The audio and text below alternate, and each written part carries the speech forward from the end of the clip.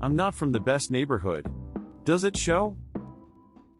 By Michael Hagan with Monica Kemp. Where I came from, life was not really that bad. I mean, there was more crime than most neighborhoods had to put up with, lots of fighting and broken families. Some kids got a decent education, but most of them never made it to college.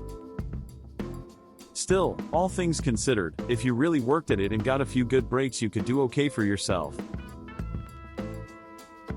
Right? Good breaks. Here's the thing, if you came from the right background, you got all the good breaks.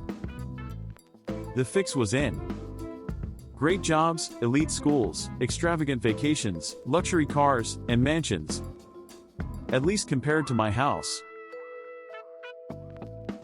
Of course, everyone had to put up with some pretty ugly stuff. There was greed, selfishness, and unfairness everywhere. It seemed like a lot of people were mainly in it for themselves. Most people just got by, many were desperately poor. While a few were super rich. But even the winners were pretty unhappy. And there wasn't much hope for the future either. The worst thing was that so many people gave up hope for a good life. I heard it was even worse back in the old days. Then it was a real jungle. You had to always watch your back if you didn't belong to the right group. And people could tell by looking at you which group you were in.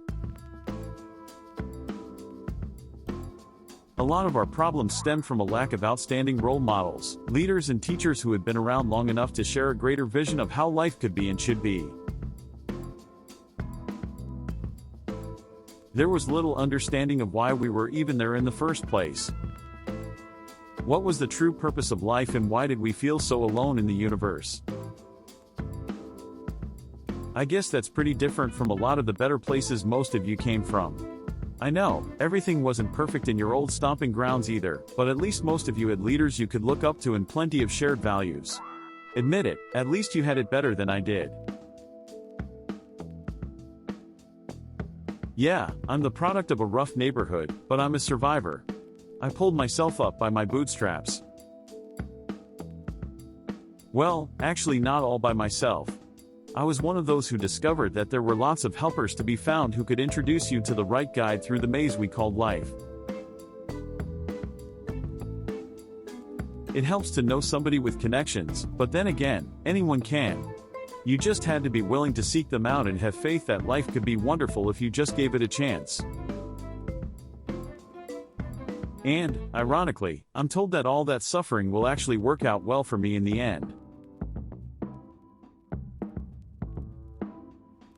So, life looks pretty good here on Mansonia Number One. Cool name for a planet.